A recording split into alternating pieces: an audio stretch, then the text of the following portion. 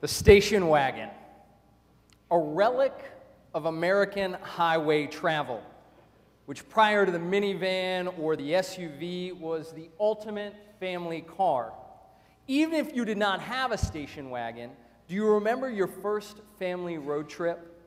How about the many hours you might have spent logging on those travels? How quickly did boredom set in during that journey? Now, my parents' first station wagon was a dirty 1970s brown beast. The hours logged in any given trip ranged from 3 hours to 12 hours, and certain things were inevitable. My mother as co-pilot with a AAA triptych, way before MapQuest or GPS, would tell my father the wrong directions, which would take us off track for about an hour. My father, trying to make up time, would get pulled over for speeding. And as Filderman back there knows, like father, like son. And at some point, my younger sister and I would get bored, leading to the infamous words, "I'm not touching you."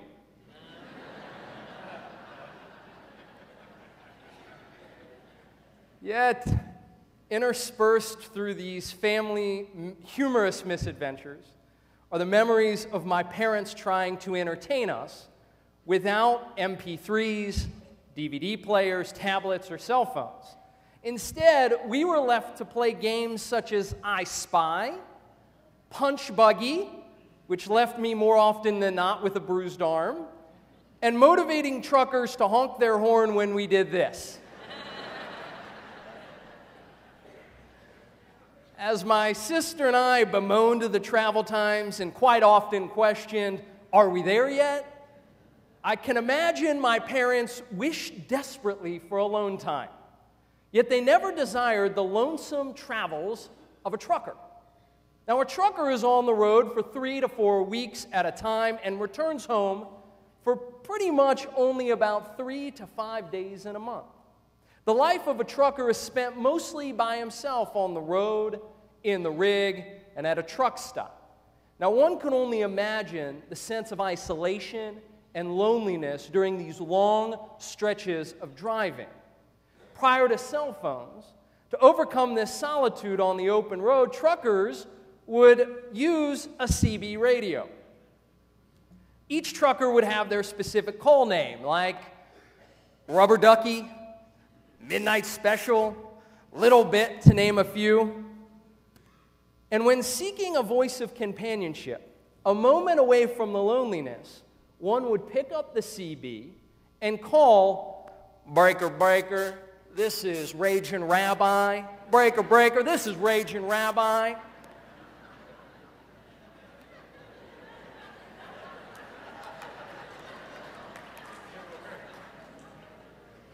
Hoping for someone out there to answer, "10-4, good buddy." That 10-4, good buddy signifies in trucker language, "I'm here for you." So loneliness isn't about being alone. Loneliness is not feeling connected.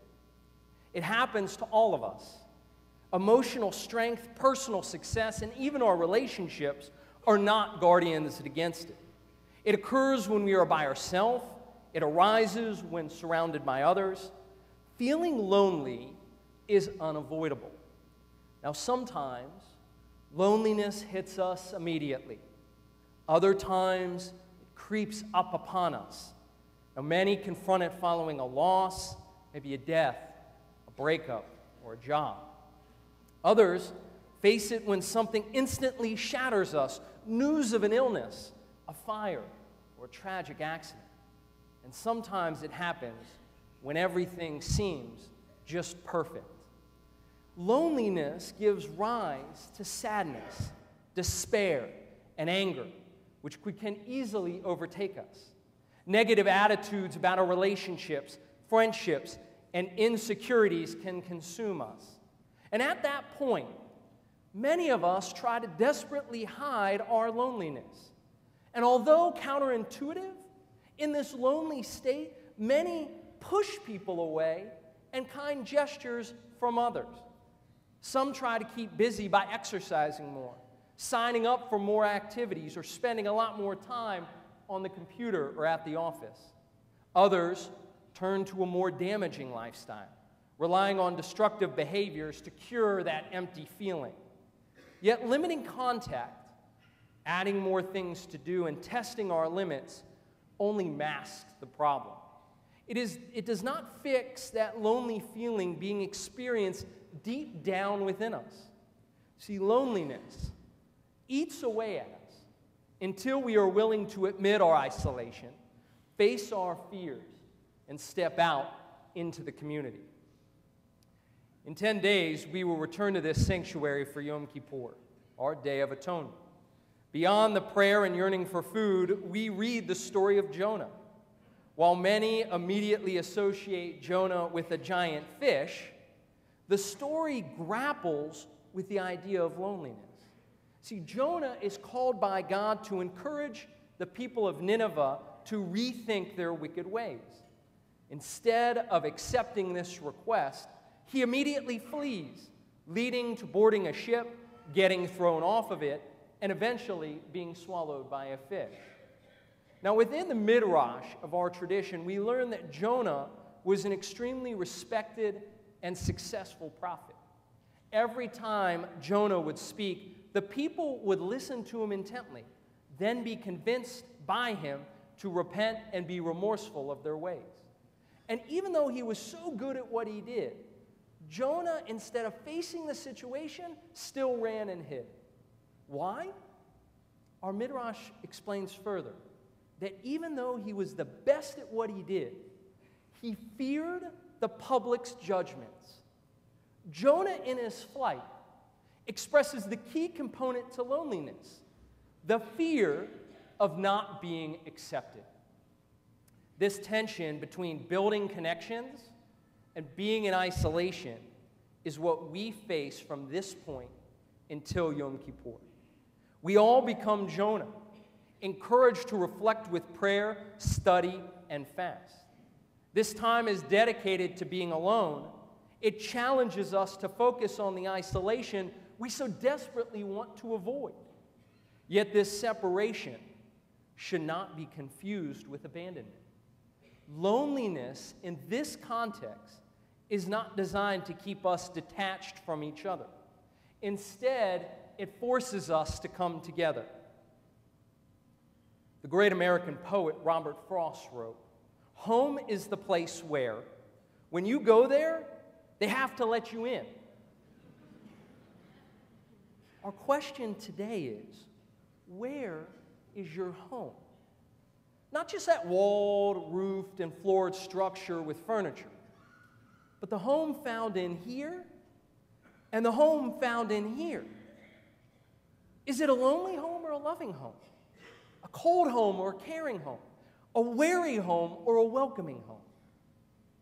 Let us this year resolve to make our homes a place where loneliness, coldness, and weariness are unwelcome. Now, I know this is harder for some than others. And for some, it may even seem impossible. Yet when we do it, when we make our homes more loving, more caring, and more welcoming, especially within this synagogue, within this sanctuary, and with those around us, we can repair our homes from the plague of loneliness. Despite the challenge of being alone from Rosh Hashanah to Yom Kippur, this time actually marks the 10-4. Not the CB call, but the here I am for you, we need and can find within this holy space. The 10 individuals needed for a prayer community. The 10 individuals needed for support when in crisis. The 10 individuals needed for memorializing those we've loved and lost. The 10 individuals needed for encouragement. The 10 individuals inspired to reshape the city. The 10 individuals needed for loneliness to disappear. Look around. This time of year is about finding, being with, and holding on to the 10, the minion not only needed for prayer, but in forming and building a lasting Jewish community. While loneliness might not immediately subside when we allow ourselves to step out of our isolation and into the Jewish world of 10:4, we can find a more inviting, hopeful, and healing space. When someone reaches out to us with an invitation for coffee, sends a quick text of concern, or asks us to take a seat next to them, it shows us that we are not alone. It shows us that there are people that care deeply for us, and it shows us hope when all seems lost. The power of 10:4 can uplift us. Like Jonah in the midst of our darkness, we are challenged to seek others out, to begin new relationships, and to rebuild through our community. Now, I understand that finding a comforting community can be difficult. When new to a group, it can be intimidating. The fears of being criticized, rejected, and judged can be overwhelming, and many prioritize other things rather than dealing with the pain of others. Now, these realities most certainly can push those lonely souls further away and into greater isolation. We in Memphis, though, here at Temple Israel, cannot afford that mindset. What separates Memphis from other cities around the globe is its southern hospitality. It's this hospitality that made 10 TI fellows this summer find Memphis charming, exciting, and meaningful. It's this hospitality that for 25 Jewish Teach for America fellows and employees makes Memphis more than a destination, but a home. And it's this hospitality that can daily make anyone walking through these doors, feeling despair, in need of support, and seeking community, feel safe to ask questions, to express their emotions, and to be vulnerable. We can no longer expect or afford those seeking to come to us. It's time for us to reach out to them. Do you sometimes think, I should call so-and-so and I haven't? Do you have the time to visit someone in the hospital but then hesitate? Do you have the desire to help someone recently divorced or who has lost a loved one but just can't find the time? With a simple hello, an invitation for a cup of coffee or an offer for a dinner, we need to make that call to those in our community who need us. We, to grow this community, must model the loving, caring, and welcoming home so many are seeking. And we need to do it now because those relationships are fundamental to sustaining this Jewish community. Rosh Hashanah is our redemption from our loneliness. The loneliness in our homes, the loneliness in our synagogues, the loneliness in our world. And here we can choose to stay lonely or we can seek connectedness. For connecting is what we do here today. We connect through prayer. We connect through tradition. We connect through each other. This Rosh Hashanah, let us choose together. A year free from loneliness. A year free to make connections and to learn all of our names. A year free to create a lasting peace, not just in the world, but within ourselves. 10-4, good buddy.